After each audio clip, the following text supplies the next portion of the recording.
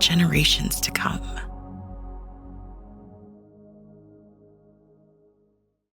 Welcome to another edition of the Thoroughbred Daily News Writers Room podcast. My name is Bill Finley. I'm a correspondent for the Thoroughbred Daily News, also co-host the Down the Stretch radio show on SiriusXM. How are y'all doing? I'm Randy Moss with NBC Sports. You're in a hotel room in Stamford, Connecticut after watching 5 hours of dancing horses this morning from Versailles, France. I'm Zoe Cadman, and I'm in the third floor of the house, a.k.a. the basement, at Niall and Stephanie Brennan's house. I'm with First Racing. And, Randy, what about those Brits? Aren't they doing quite well there in the equestrian games? You have something to be proud of, Zoe. Those Brits dominated the eventing competition, as they often do. Team Great Britain took the worst of it from the judges in the cross country. But if you had a chance to see that, I mean, I wish I was there instead of here in Connecticut, but I understand.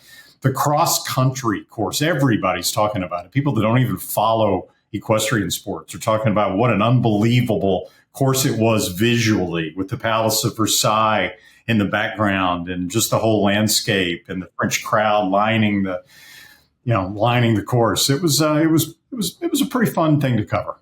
And for those people living in Kentucky, it would be the Palace of Versailles. Right? I'll never forget my first trip to Kentucky. And I'm like, what is going on with these people? Do they not know it's Versailles? And this woman pulled me aside. She's like, honey, I don't know where you come from, but right here, it's Versailles. I'm like, okay. Randy, and they let you out of your jail cell that you were in last week. This is a much better setting. Yeah, I'm spending so much time in that jail cell, Bill, that I figured I wanted to get out for a little while, right? I mean, the biggest challenge to covering the Olympics when they're in Paris is obviously the hours. Right. So I'm having to get accustomed to going to bed at 7 o'clock p.m. and getting up at 2 o'clock in the morning. Because a lot of times, like tomorrow morning, we start our coverage. I don't know if it's necessarily live, but round 2 of dressage, we start it at 4 a.m. Eastern. So it's vampire hours, definitely. Hopefully you'll get a good night's sleep, and we'll talk about more Olympic stuff next week when we come back. All right, on the horse racing front, very exciting, very interesting weekend, starting off with the Jim Dandy at Saratoga. And, I had talked beforehand, and a lot of people were saying the same thing. What do you do with Fierceness? Can you count on him or not? And, it's funny. He did everything right. Yes, he won. But it still wasn't that explosive, electric Florida Derby type race, that Breeders' Cup Juvenile type race. But I think it's fair to say that, he's back. He proved himself that he is, a top class horse. And now Todd Pletcher has not said one way or another if he's going to go in the Travers. Sounds like he's kind of leaning against it a little bit. As a matter of fact, thinks the horse needs more time in between races. But, right now, Fierceness, the enigmatic sort that he is back either on tight. I don't think he's on top of the division, but he's certainly edging his way up there, Randy. Fierceness must be a gambler. There's something to be said for going against the crowd speak, so to speak, right? I mean, to zig when other people are zagging. That's really one of the keys of playing the horses, is to be able to successfully do that. With Fierceness, he absolutely bombs in the Champagne last year, so then everybody's off of him for the Breeders' Cup Juvenile. And he wins very impressively. He comes back and looks like a world beater in the Florida Derby. Then he can't lose in the Kentucky Derby. He totally bombs. And then everybody's off the Fierceness bandwagon. He's got the heart of a pea. He's too inconsistent, this and that. And lo and behold, he bounces back and runs a big race. I initially, when I watched the Jim Dandy, I was a little concerned about the drifting at the top of the stretch until you read the post-race quotes from John Velasquez about how that was done purposely, because he was expecting Sierra Leone to come rolling up to his outside, and he wanted to carry Sierra Leone out as much as possible. So when I read that, it didn't really bother me too much. About Sierra Leone, I thought he ran a hell of a race. I think the owners, Chad Brown, they should. You always want to win, I get that, but I don't know how you could be disappointed with that. And I think Sierra Leone he ran the best race of his life, I think. And some of that, at least, was because he was on the rail. when you lug in like he does, I think, Zoe, you might have touched on this last week, keep him on the rail. And that's exactly where he wound up through much of the stretch run. And you didn't see any of those antics like he had shown us before.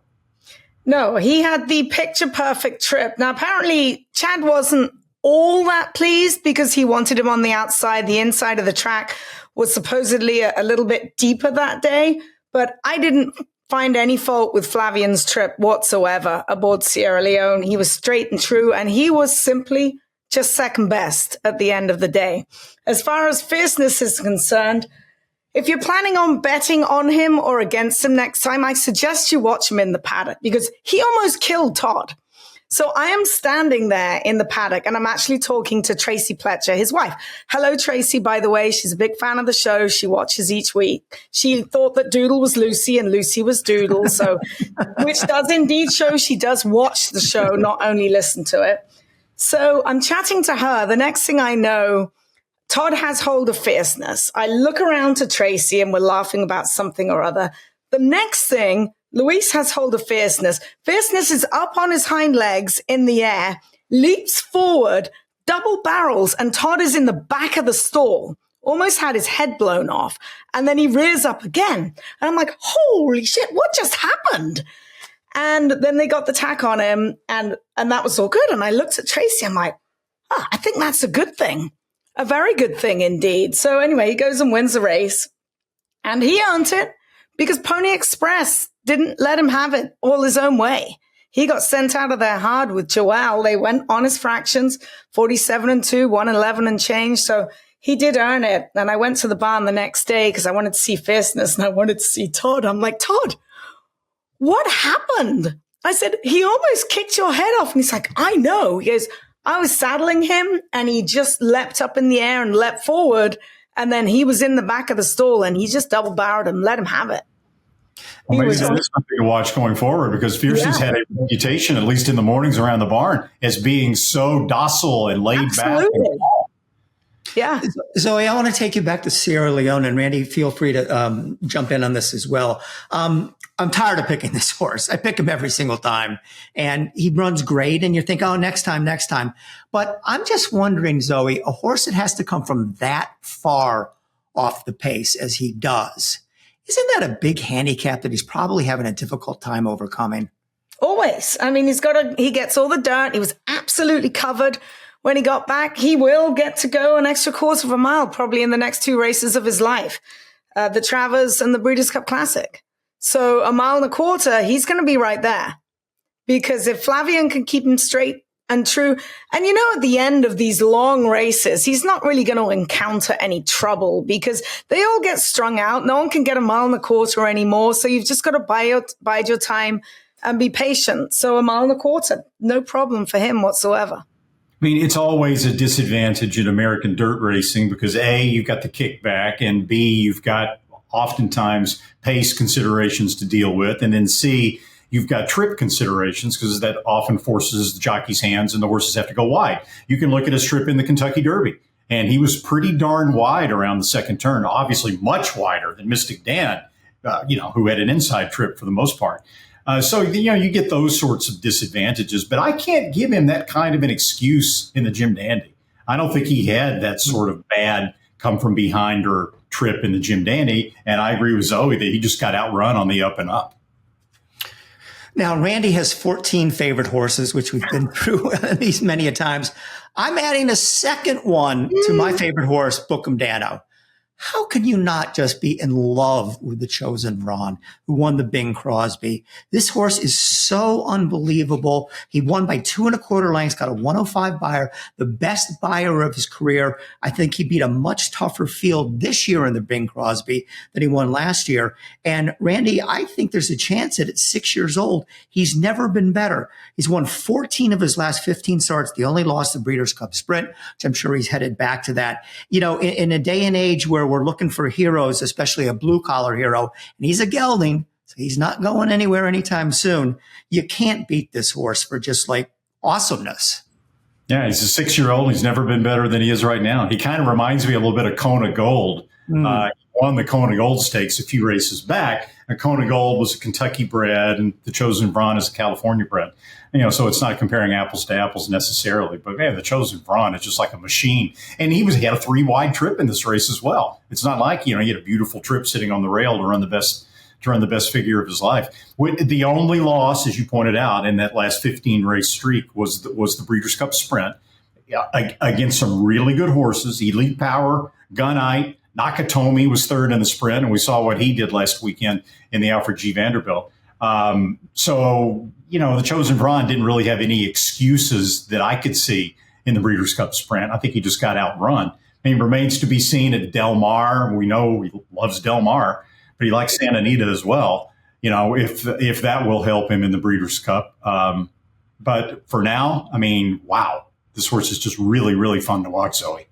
Randy, I got a feeling this year's Breeders' Cup Sprint is not going to be nearly as tough as last year's, which you listed some of the big stars in there. And there's some good sprinters out there, but I don't think there's anybody that compares to Elite Power and those sort of horses. Well, keep in mind, too, that these things can change pretty quickly. Just a couple of years ago, Elite Power was just an allowance horse in New York at this time. And look what he went on to do in the Breeders' Cup 2 years in a row. Yeah, Steve's going to have something. Bob's going to back some horses up. We'll get to National Treasure in just a moment, but the Chosen Brawn, absolutely terrific. At Tismolly Partners, congratulations to all of them, including John Sondricker. He's just amazing, and they're going to do something different. Now, last year, after he won this race, they trained him up to the Breeders' Cup. It looks like they're not going to do that. They're going to give him a prep race because I think Eric Kruljack can't really put his finger on what happened between the Bing Crosby and the Breeders' Cup. So they're going to find a race for him somewhere. Be it, does he just beat up on Cowbreds once more? Who knows? But we will see him in the entry box one more time before the Breeders' Cup. And that could be the difference. It could not be the difference. I don't know, but that's the plan going forward. What they tried last year didn't work, so why not try something different? Yeah, good point. We will see what happens. The other big race at Del Mar on Saturday was the San Diego Handicap, which is a prep for the Pacific Classic. And Randy, you've been a big Arabian Night fan all along. Matter of fact, you requested last week that we talk about him, which was fine because I was kind of overlooking Del Mar maybe a little bit when I put together the format. But boy, he just didn't have it. What do you think of him now? A total head scratcher. He had an uninterrupted long series of workouts that we talked about last week. So you certainly can't, give him much of an excuse from a fitness standpoint, even though that was his first start since his fourth place finish in the Breeders' Cup Classic. The horses that he was in against are not horses that you would confuse with leading candidates for the Breeders' Cup Classic this year. It was that's why he was such a heavy favorite. He made the early lead, had to be hustled a little bit to get there, but that's the way Arabian Night is. And I thought he had the race by the throat going down the backstretch. And then Dr. Venkman just ran by him on the second turn. And it was a very disappointing performance, and I can't really explain it. And the horse has certainly lost some cred in my eyes right now as we start looking for classic contenders.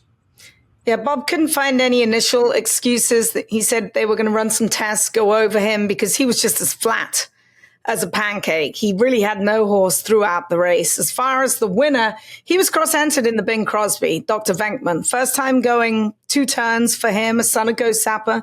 He's bred to go as far as or as short as he wants. And, Mark Glatt, if he opted to say, I want to go in the sprint, he could easily back that horse up because he's a very good sprinter. He got a little bit wobbly down the lane under Fresu, but he won. And we'll see what he can do. He loves Del Mar. He's a perfect 3 for 3 at Del Mar, having broken his maiden there as well. And he might wind up being one of the Chosen Brawn's primary competitors, yes. Breeders' Cup Sprint. Yeah. Do want to remind you that the TDN Writers Room is brought to you by Keeneland. The Keeneland September sale, along with many other sales, is fast approaching. If you needed another reason to attend, we'll point out that the September sale produced 3 graded stakes winners this weekend. Dr. Venkman, we already talked about him. He won the Grade 2 San Diego Handicap at Del Mar, while Time to Dazzle was much the best in the Grade 2 Ontario Colleen Stakes at Woodbine. Meanwhile, at Monmouth, September grad and Stone Street bred and raised Scalable took the Grade 2 Monmouth Oaks. Grade 3 Monmouth Oaks, excuse me. It is a reminder that entries close for the Keeneland November breeding stock sale on August the 1st. We'll be right back after this message from Keeneland. At Keeneland, a horse will always be measured in hands. Hands that see, that sense, that speak. Hands that hold our sport to a higher standard, not for our sake, but for theirs, for the love of the horse, for generations to come. As always, the fastest horse of the week is brought to you by those fast sires at WinStar Farm. And this week, the sire in our spotlight is Nashville. Some of racing's top judges of bloodstock are looking at Nashville's first foals and pronouncing them something special. That's exactly what Jane Lyons said about this half-sister to Grade 1 winner Saudi Crown. Lyons said, quote, "I am absolutely delighted with this filly. We can't find a fault with her. If Nashville continues throwing foals that look like that, he's going to be something special." Nashville was a special racehorse. He was a track record setter at Keeneland. His first in-foal mares sold for up to $850,000, and he stands for just $15,000 at WinStar Farm. Fastest horse of the week, we have dual fastest horses, and we've already mentioned both of them. First of all, Bill talked about the Chosen Bronze Buyer's speed figure, 105 for his big win last weekend at Del Mar, and also getting a 105 Vanderbilt winner Nakatomi. If all goes well, Nakatomi and the Chosen Bronze will see each other eye to eye at Del Mar in the Breeders' Cup Sprint. Now, our Guest of the Week segment on the TDN Writers Room, brought to you by the Green Group, a tax consulting and advisory firm that specializes in the thoroughbred industry. Welcome in now this week's Green Group Guest of the Week. It's none other than Jockey Brian Hernandez Jr., obviously one of the hotter jockeys in the country with the spring and summer that he's had. Brian, I'm going to go back to the most basic question. What was it like winning the Oaks and Derby back-to-back? Has it sunk in yet? Or is it still something that maybe it won't sink in until you're telling your grandchildren about it 30 years from now? Yeah, I think it's still surreal. I don't think it's ever going to sink in. You know, I've talked to guys about it, and they're like, yeah, guys that have won the Derby before, and they're like, no, it doesn't ever sink in. You know, you just kind of, you go through days, and you're just like, well, you know, the biggest thing is like you'll be sitting here by yourself, and you're like, man, wow, we really won the Kentucky Derby. But at the same time, it's a life goal achievement, and it's hard to explain how it actually ever going to sink in, I believe. Mm-hmm. And then Thorpedo Anna just continues to almost look better and better every time she runs. My God, the last time she ran, that move at the quarter pole was just unreal. Now the big news, obviously, is that Kenny McPeak has come out and said that she will run next against the boys in the Travers. Given that you've been so closely involved with her development, I'd like to think that Kenny gave you a call or maybe asked you even as soon as that last race was over. So what do you think about running against the boys? What do you think? Yeah, it's going to be another tough goal on her hat, but at the same time, you know, she's done everything we've asked of her so far. So we're going to go into the Travers thinking she's the best 3-year-old in the country right now, and just very, very hopeful and just excited about it. You know, it's one of those situations where when you get a great filly like she is, that you have to go ahead and give her the test. She's dominated the filly so far, so you have to kind of up the game on her, I believe, and just let her show how good she really is. So how good do you feel she is, Brian? You've been on some good ones. That's a tough question to answer, just because I don't think we've seen the best of her yet. I mean, she's kind of destroyed her competition so far, so to go into the Travers like we are, it's going to be one of those situations where she's going to have to step her game up again, but we believe she can. What's her best attribute? That's the thing about her, is that she's just so versatile, and she does everything we've asked of her. You know, the only time she's been beaten was last year as a 2-year-old, but she ran 3 hard races back to back really quickly. So we kind of tossed that race out, but then since she's turned the corner this year, it's just been everything we've asked of her so far, you can't deny it that she's put away her competition. Brian, people are going to ask you this a lot, and I'm going to jump in before Bill on this one because I know he wants to ask it too. You've been aboard her. You also were aboard Rachel Alexandra. Now, maybe not for her biggest wins, but you broke her maiden. She was second in the Goldenrod. At that point in her career and sitting on her, are there any similarities? Yeah, it seems like fillies like these two, they just want to show their dominancy. You know, even like watching both of them train in the mornings, they were both very aggressive and both they're kind of alpha females more than anything. They don't believe they're females. And I think that's their closest similarities, is that they dominate in their profession, and they enjoy what they're doing.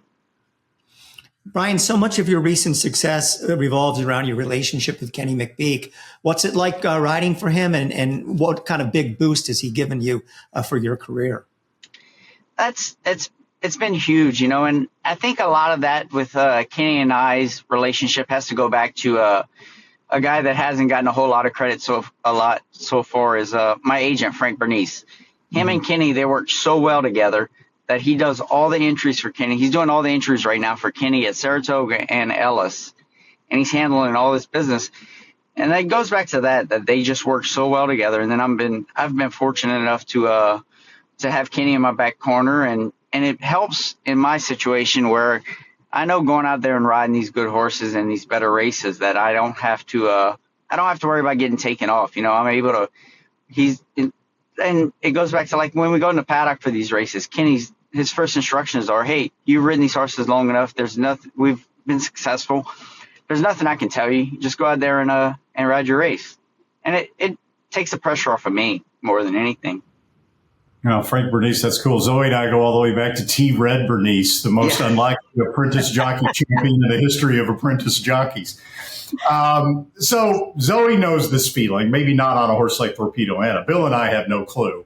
So describe to us what it's like, right? You're on her back. You're in the running of a race. You know what you're sitting on. Just kind of take us through, you know, what that feeling is like when you're on a horse like that.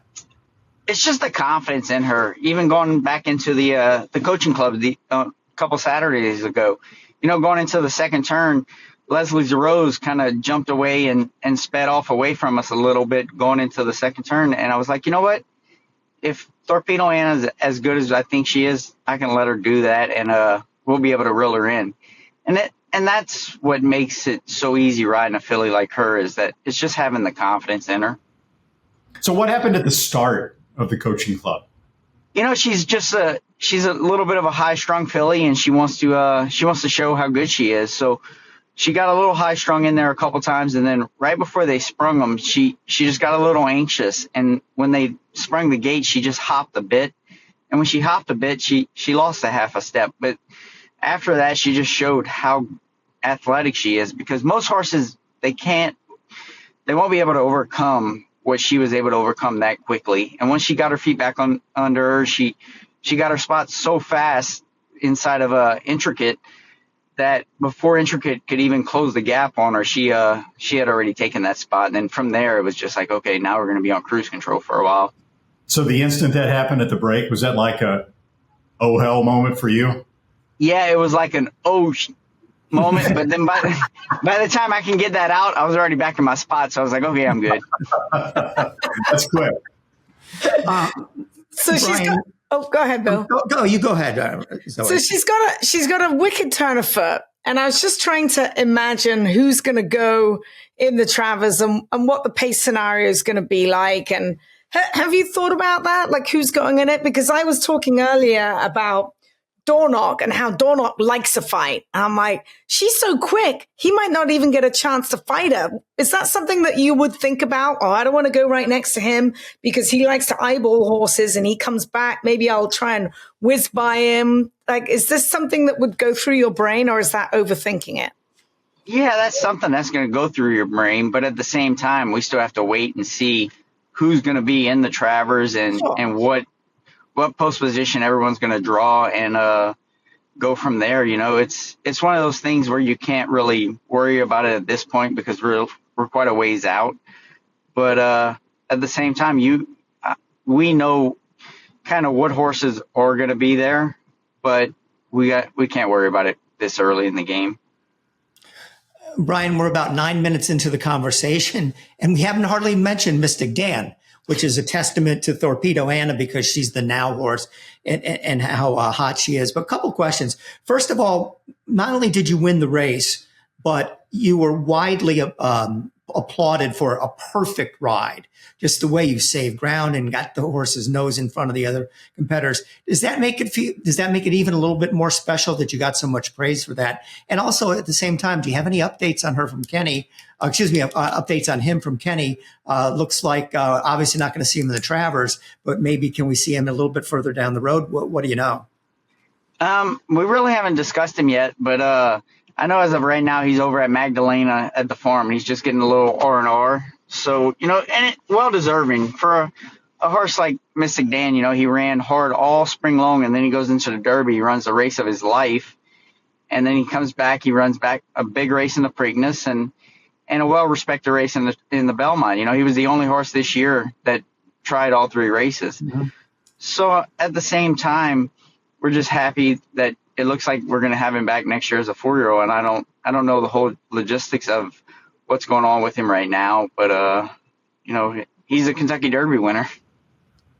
That ride in the Kentucky Derby, Brian, it evoked some comparisons with one of your good buddies, Calvin Burrell, and some of his daring rail skimming rides that he had in the Kentucky Derby. And you, Calvin, my God, we could sit here for 30 minutes and talk about all the great riders that have come out of South Louisiana. You don't necessarily sound like you're from there. I'm guessing if you have a couple, it may come out a little bit.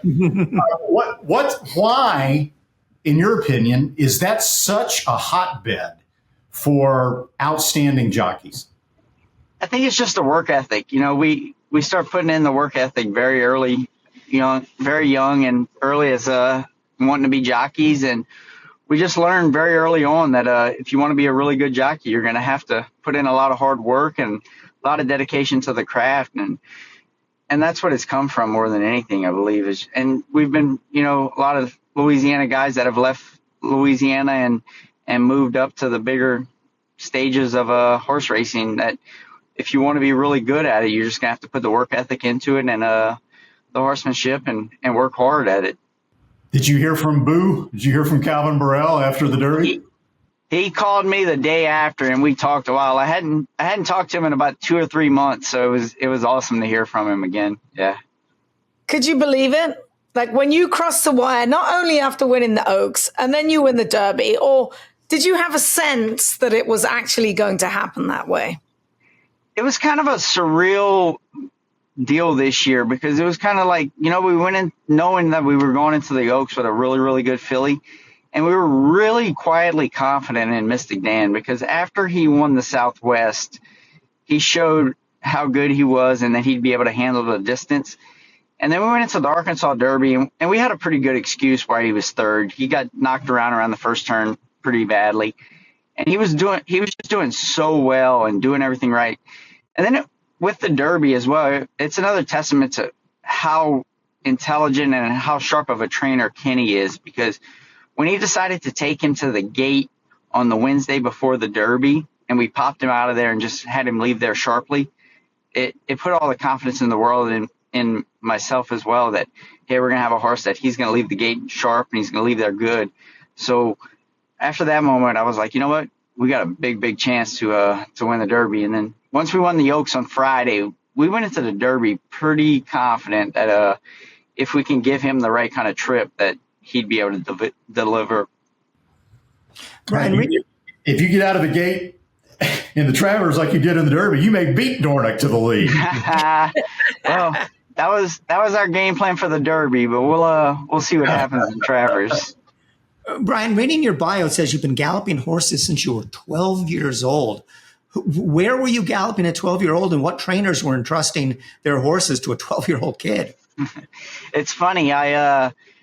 My dad, he worked for Dale & Gale for like 10 years before I started galloping for him. He worked gallop horses for him in the mornings, and then he'd ride everything for him in the evenings at Evangeline and Delta. So when I was about 12, 13 years old, they gave me a helmet and they put us on the farm, me and another friend of mine. His name's Casey Fugile. We were both the same age. And they were like, here's 60 head of horses. You guys go ahead and y'all learn how to ride. Wow. Did you ever ride any of those unsanctioned quarter horse races at bush tracks? I did a couple summers of those. Yeah, it was kind of towards the tail end of them. They were dying off. We did a lot of like Shetland pony races out the gates and quarter horses and a few mule races and all that. Anything they'd let us saddle up, we were ready to race. Casey Fugile, that's a name I've not heard for a very, very long time. The accent's starting to come out now, Brian, when we're talking about Louisiana. You mentioned the pony races. Now, it's almost full circle because you're big into the pony races now with your kids. What can you tell us about what's going on with them? And they're doing rather well, aren't they? Yeah, my Jamie, my wife, she loves her and Rosie Napravnik, Rosie Sharp. They take the kids over to all the pony races on the East Coast, and they've Ben actually won one up in Maryland last year. And then my youngest daughter, she won 2 lead line races. She won one in South Carolina at Aiken, and then she won one up in I think it was Laurel. I'm sorry, she won one at Laurel as well. So yeah, they're big into the pony races, and that's what we're trying to get it started here in Kentucky.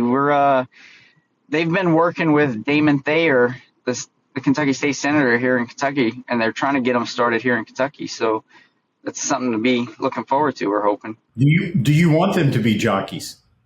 Yeah, I mean, if that's what they choose to be, they love their horses. They're out at the barn, and we're at the farm every morning.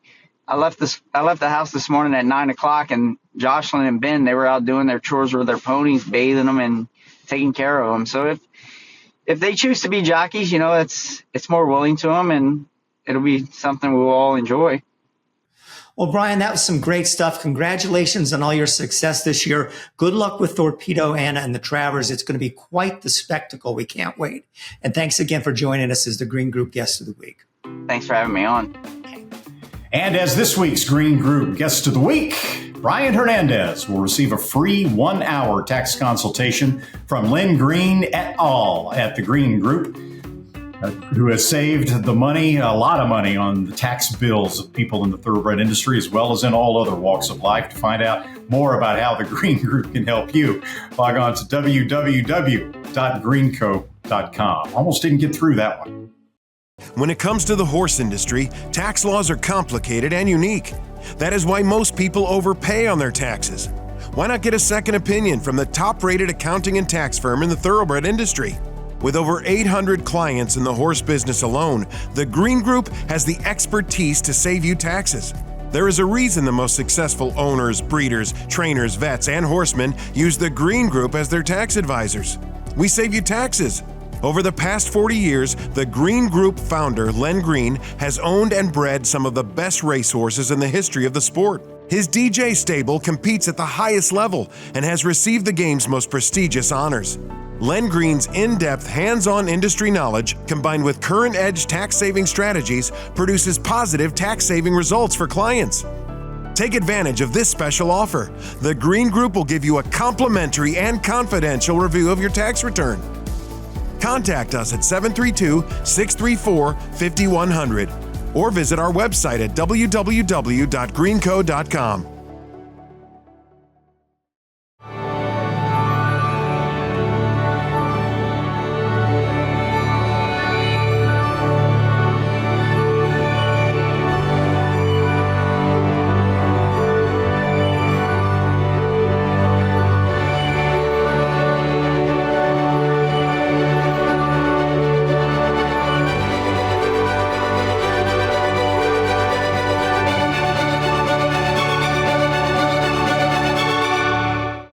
Once more this summer, the TDN Writers Room is brought to you by Stone Street Bred and Raised. This past week alone, The Stone Street bred and raised Scalable won the Grade 3 Monmouth Oaks. And this fall, now Randy, write this down, you can look out for her half-sister by City of Light at the Keeneland September sale. I actually saw pictures of her last night. She is absolutely stunning. All right, enough of that. In the meantime, doesn't it seem like Complexity has a winner every single day? Well, if you want to get on the Complexity bandwagon, you can take a good look at Hip 57 at the Saratoga Fazig sale is a charlatan half-brother to none other than Complexity. It's a real stallion prospect pedigree, and he's a half to a Valadorna as well. And finally, we just saw the Stone Street bred and raised Corporate Power finish second in the Curlin Stakes. He's the second foal of racing age out of Road to Victory. Her Into Mischief yearling sells at Saratoga as Hip 134. Writing that down, 134. I'll be there.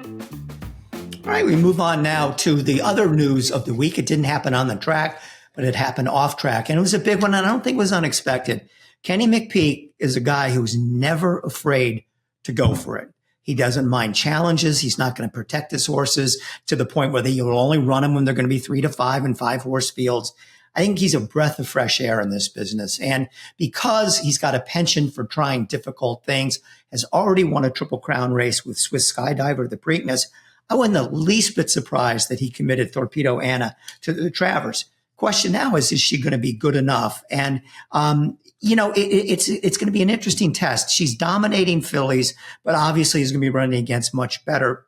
But you've got coming up into the Travers, you've got just a terrific field. Maybe Fierceness, Dornoch, Sierra Leone, maybe Thorpedo Anna in there. It's not going to be an easy assignment for her. Randy, what do you make of it? And do you think he made the right move? We talked about it last week that I'll say now what I said then, echo what you just said. I would have been shocked if McPeek had made any other move. And we've all, a lot of us talked to Kenny in person or seen quotes from Kenny, over the years.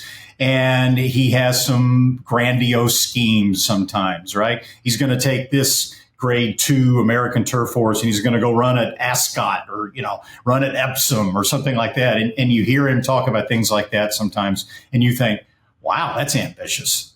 Kenny, he'll really roll the dice. I mean, you go with the Kenny, right? This is not one of those moves. This move makes solid sense because his choices are Thorpedo Anna. He can run her in the Alabama, right? And they might be lucky enough to scrounge up a 5-horse field that would include 2 or 3 horses that were sort of hustled into the race almost.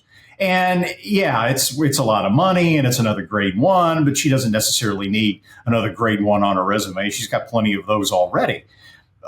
So by contrast, I mean, look what winning the Travers could do for the value of Thorpedo Anna, the value of Thorpedo Anna's foals. And, besides the fact that Kenny McPeek will think, and everybody else, how neat is it that for her legacy, that you see Thorpedo Anna run against the boys and be able to beat them. And I not only think she can beat them, especially if Fierceness doesn't go in the Travers, if Todd chooses to wait for the Pennsylvania Derby, like he's talking about, I think she could be the favorite in the Travers, and rightfully so. I'm with you. And you know what? Kudos to Kenny for letting everybody know early enough, because a lot of people with nice fillies will be ducking her. So it gives those owners and those trainers a shot at the Alabama, because no one wants to run against Thorpedo Anna. And he's right. It'll be a short field. And yes, it's a horse race. Anything can happen.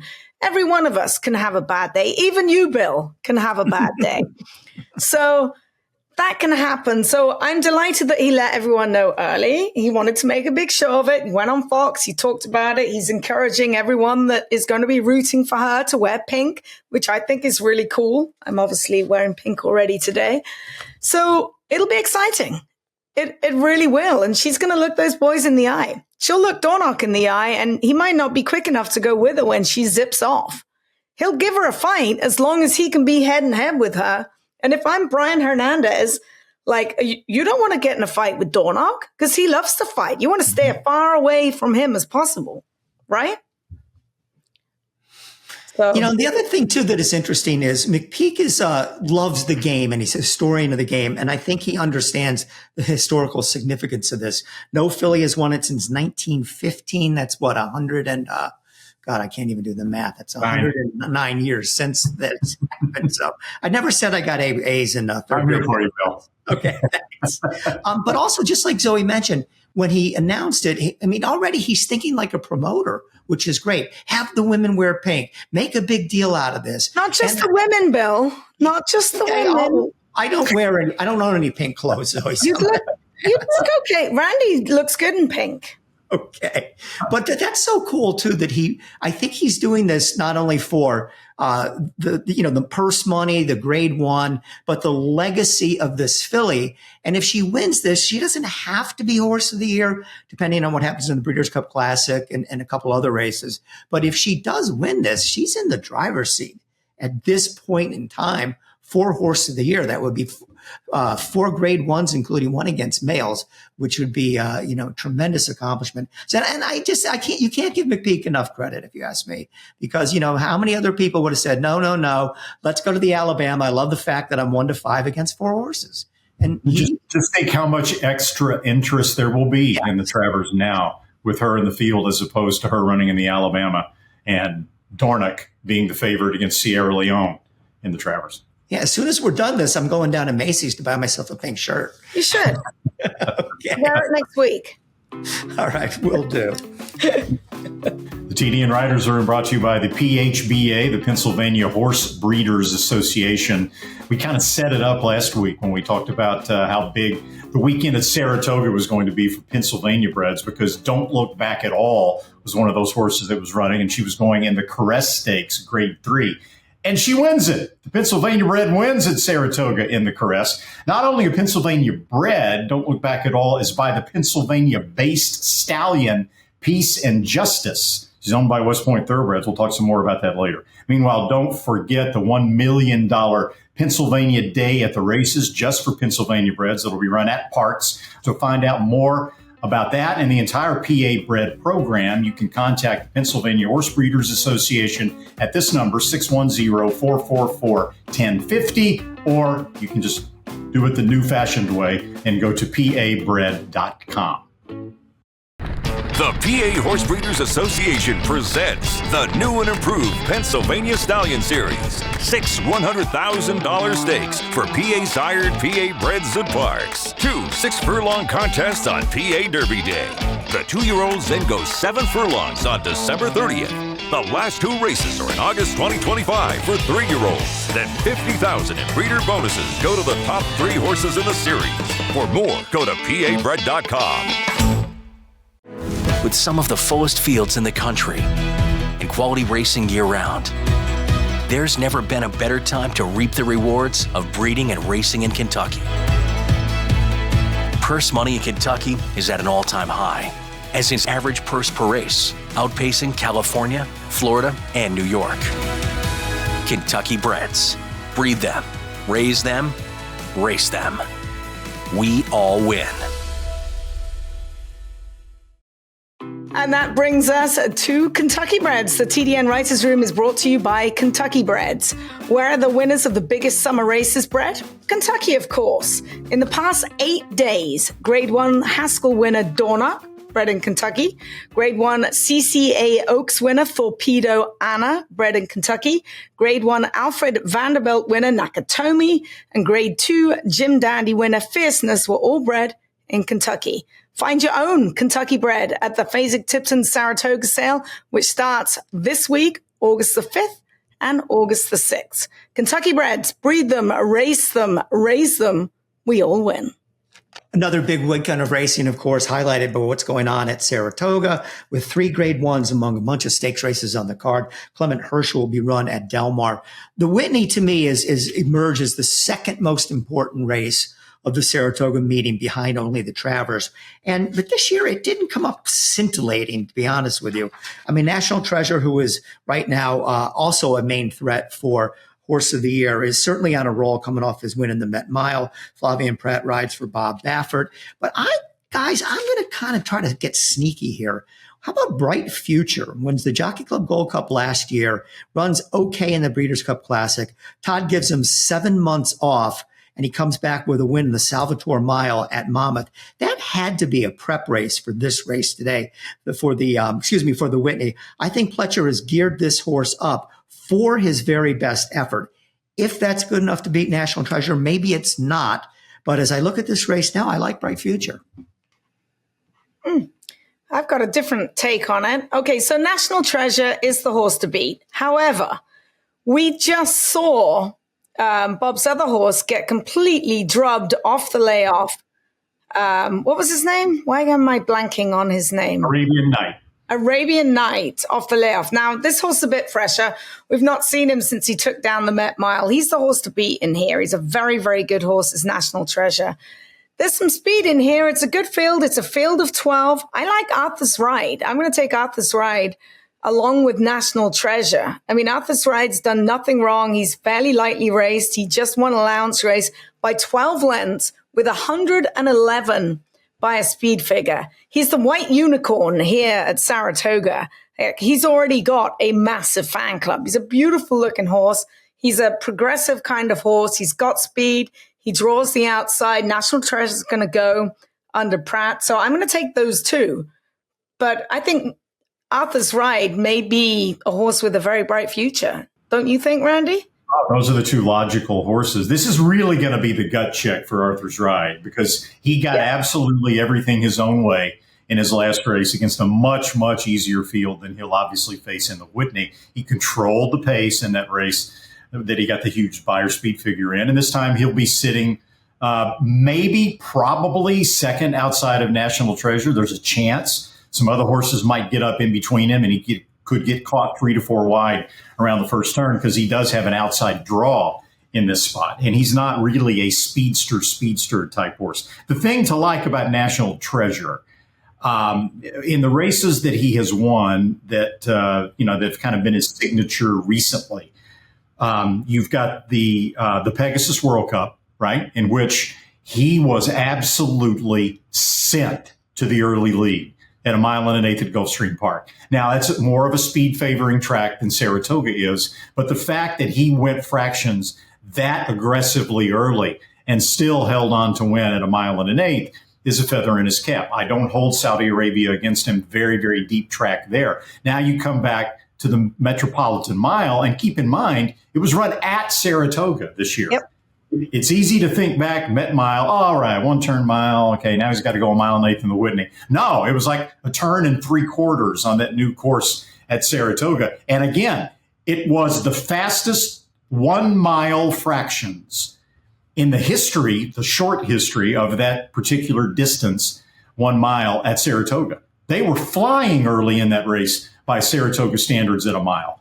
And yet he still was able to finish with some, with some elan, as they say, and was able to win with a pretty decent fig. He's one of those horses I don't think you can judge him necessarily based on just the buyer speed figures because you got to take everything else into consideration, the way he's being ridden early to make the lead. And in this race, they may not have to ride him that aggressively to get that clear early lead that he seems to really relish. So that's what I think is going to make him really tough. But I agree with you. Yeah, he doesn't need to take his track with him, right? I mean, Saratoga, Saudi, Gulfstream, he runs everywhere. And, there's been a few times he didn't show up, like here in the Travers. So that was in the mud. Things didn't quite go his way. But the fact that he has a win over this track at Saratoga, over the Wilton course, and was so impressive, makes him, he's 9-5. He'll be the favorite easily. You're not going to make any money betting on National Treasure, especially with the way Pratt's been riding as well. Which is why Bill likes Bright Future. You can't make a lot of money betting National Treasure. And I do believe that National Treasure is probably a better horse at a mile than he is at a 1 1/8 or even going forward at a 1 1/4 if that's what it comes to. But when you give a horse with his talent a good trip on the front end, like he got in the Preakness, right? When he went a 1 3/16, had plenty left at the end. Then that obviously makes him even tougher. Other stakes races on the card on Saturday, the Grade 1 Test Stakes, 7 furlongs for 3-year-old fillies. If you're a buyer fan, Randy, Ways and Means of 104 last time out. Kind of came out of the middle of nowhere, but an allowance race over the Belmont Stakes at Saratoga Meet. She certainly looks like she would be the most likely winner of this race for Chad Brown and Flavien Prat. Also interested, though, in Denim and Pearls. I don't know what happened to her in the 8 Bells. She didn't run much at all as the 4-5 favorite.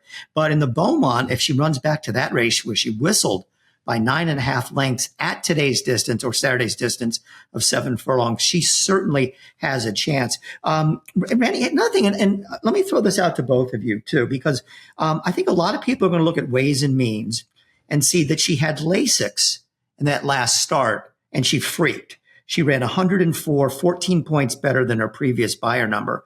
I don't worry about that when they come off Lasix. I don't think it's that big a deal.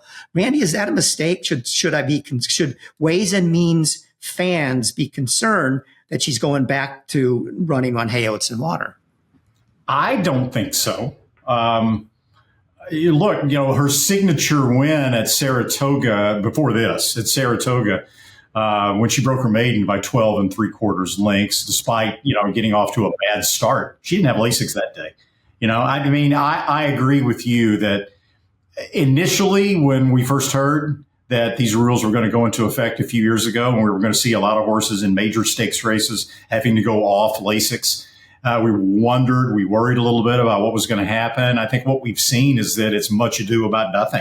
It really hasn't been that big of a deal. And, in talking to trainers like we often do before these major races that we televise, sometimes I'll ask them, is that any concern? Nah, no concern at all. And it turns out that they're right. Mm-hmm. I think you nailed the 2 horses there. Ways and Means was just visually awesome in that 1 mile race at Saratoga. And with Denim and Pearls, she had an okay sloppy track race at Oaklawn Park. I believe it was in the Martha Washington. It was around 2 turns. She probably wants to go 1 turn. But in that race, she was kept out of the slop. Last time out in the 8 Bells, she took a face full of slop down the backstretch. And I'm going to use that as a legitimate excuse for her last. She's been training well at Churchill Downs. So, Zoe, I think she's the primary danger to Ways and Means. I don't. I love Ways and Means. No Lasix as a 2-year-old, graded stakes, no Lasix. That's why she had it last time, because she was in an allowance race. She's been training absolutely amazingly, like she always does for trainer Chad Brown. You're getting Pratt. She's the one to beat. However, there is a filly that ran right behind her in the spinaway, and she's coming off a significant layoff. That's Bright Work. She draws the outside with Johnny V. Johnny V is riding lights out. She had to work out the gate on the 21st of July. And it gives me chills just to think about it. She galloped out a mile. She worked a minute flat out of the gate and galloped out a mile like a freak. She looks like a colt. She's a head and shoulders like way bigger than Ways and Means. She's a beautiful filly, and she has been training like a freak. So if any horse can give it to Ways and Means, it's going to be her. And she ran right behind her in the grade 2 spinaway. She's a very, very good filly indeed. That's Bright Work. Wow. And she's 6-1, the second highest price on the board in the morning line. And she's got a good draw on the outside. Johnny V, since teaming up with his new agent, Kieran McLaughlin, has been riding like a freak as well. So she's going to be a major danger. The other grade 1 on Saturday's card is the Saratoga Derby Invitational.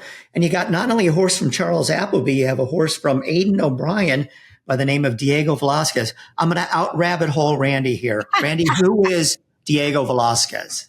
Diego Velasquez falls in line with what I think is the awesome pattern that Coolmore has of naming their top racehorses after famous composers, in this case, famous artists. Diego Velasquez was an artist of several centuries ago of some note, and Coolmore is great about naming horses like that. I should have known I couldn't. Come on, Bill. I never heard of Diego Velasquez till I looked it up, but I haven't been down nearly as many rabbit holes as Randy. Well, Bill, I had never heard of Diego Velasquez either until I looked it up about 25 minutes. Oh, okay, all right. So that's fair. That's fair. But anyway, speaking of that horse, he only won a grade 3 by 7 lengths last time out. That's his whole claim to fame. Prior to that, grade 2, grade 1, not really making the cut. Now, is a horse that's good enough to win a grade 3 in a group 3 in Ireland good enough to transfer that form and win a grade 1 in Saratoga? Now, I wouldn't be the least bit surprised because of, Aidan O'Brien's ability to get these things done. But I got to go with Appleby here. The horse ran pretty well in the Belmont Derby while he was third, but the pace was so slow, 50-1, 114-2, that there was just really no making up ground. He just sort of ran evenly the whole way around. There's more speed to go on this time around. White Palomino has speed on the outside. Looks like maybe Cugino, who won wire to wire last time out, will try to send him to the front as well. So I'm going to jump back on the Charlie Appleby bandwagon. Go ahead, Zoe. How can we not talk about Carson's Run? Oh, yeah, good point. Eclipse Award winners, Carson's Run, West Point Thoroughbreds, the whole story with their son with Carson's Run. He's going to have to step it up, but he's been training very, very well here at Saratoga. So I'm going to use him. I'm also using Deterministic, a horse who I've always loved from day one. He's been working on the grass here at Saratoga. He comes off a second place finish in the Manila. Yes, he's got to move up big time, but he's a big framed, good looking, burly son of Liam's Map. And his work on the grass was extremely good the other day as well. So I think there's value. If you're not just keying in on Charlie Appleby in here, it's going to be a very good race. So you're going Christophe Clement exacta there. I'm going to use them. I'm not saying they can beat Legend of Time, or Diego Velasquez, but they're going to be live. Deterministic and Carson's Run are going to run some very sneaky good races. Mm-hmm. Numbers-wise, these 3-year-old turf horses going into this race are not very special, So the fact that Diego Velasquez was able to win as impressively as he did last time, I think is going to make him awfully tough to beat. I can tell you what Aidan O'Brien says about Diego Velasquez. They obviously loved his race in the French 2000 Guineas. Okay, that was back in May. It was at a mile, it was on soft turf. He didn't win, but typically losing by a length in the French 2000 Guineas or the English 2000 Guineas or the Irish 2000 Guineas is going to make your horse probably better than what he's going to see in the Saratoga Derby. Then he comes back in the French Jockey Club, French Derby. And it was on a heavy course. And Ryan Moore came back and told Aidan that he had made a mistake, that on that sort of footing, he had ridden Diego Velasquez much too aggressively during the early part of the race. And he thought it was worthwhile to come back and give him a chance at 1.5 miles in the King Edward. So they did. And what they learned is that he wants no part of 1.5 miles. And Ryan Moore took care of him. He was beaten 30 lengths, but they brought him back in pretty short order after that to see what they had, to see exactly how good Diego was, if they could back him up in distance a little bit, which they did to 1.125 miles. And if you watch that race, he was way out in the middle of the racetrack turning for home. And man, he accelerated nicely the last part and drew off. He was so impressive that Aidan O'Brien is pegging this horse now as his horse for the Cox Plate in Australia later this fall. He was looking for something, a few races in between, and this race popped up. And it only comes up when he ran on July the 18th at Leopardstown. But they've done things like this very effectively and successfully in the past, brought horses to the U.S. in the Breeders' Cup on very short rest. So that doesn't bother me at all. San Clemente. Let's talk about Randy's other favorite horse, Adem Anna. San Clemente. Sure. Go for it. It's who can beat her, Randy? I can't really find anyone to beat her in there. I haven't really. I've been so busy with dressage, as you would say. I haven't had a chance to look too much at the San Clemente. Okay. Who's the field going to be? Because they're going to have so these are these are all possibles because they have not drawn yet. Coffee in Bed, Pretty Mischievous, Super Shine, Skylar, I don't think she's going for Mott, Flying Connection, Desert Dawn, Sugarfish, and then Adem Anna. Those are the possibles. I don't know the probables. We'll find out once they take entries. But over that bunch, barring there's anyone that jumps in there, she has to win it, doesn't she? I mean, if Pretty Mischievous runs out there, that could be interesting. But taking on a Dare Manor in a Dare Manor's backyard, yes, is going to be an awfully tall order. So, hey, one of my favorite horses, Dare Manor. You have a lot of favorite horses, Randy. I never noticed that. This is for you, Bill. XBTV Work of the Week. You like Bright Future, so make sure you watch this. The work of the week is Bright Future and Charge It, posting their final work ahead of next Saturday's Grade 1 Whitney Stakes. They worked a half a mile over the main track in Saratoga in 48.75. Bright Future was the last out winner of the Salvatore Mile Stakes at Monmouth on June the 15th. According to Pletcher, he worked well and he's very happy with him. Charge It also went well, but Pletcher kind of gave the edge to Bright Future. And I can see that watching the work. Bright Future's just a little bit more eager. Charge It always works really well, but Bright Future's in the bridle and he gallops out really nicely as well. Pletcher also may be represented by Grade 2 Suburban winner Krupe. So Bright Future looked really good, Bill. You might well be onto something. Thank you, Zoe. I think this is a conspiracy. Bill picks Bright Future, and then Zoe suddenly has Bright Future as her XBTV work. Be a smarter, better with XBTV. The best horses. With thousands of exclusive morning workouts. All at your fingertips and delivered right into your inbox. Everything you need to be informed. Be smart. Bet smart with XBTV. All the thrills. Fraction of the bills. Experience the power of the partnership. Change your life, make new friends, and compete at the highest level of thoroughbred racing.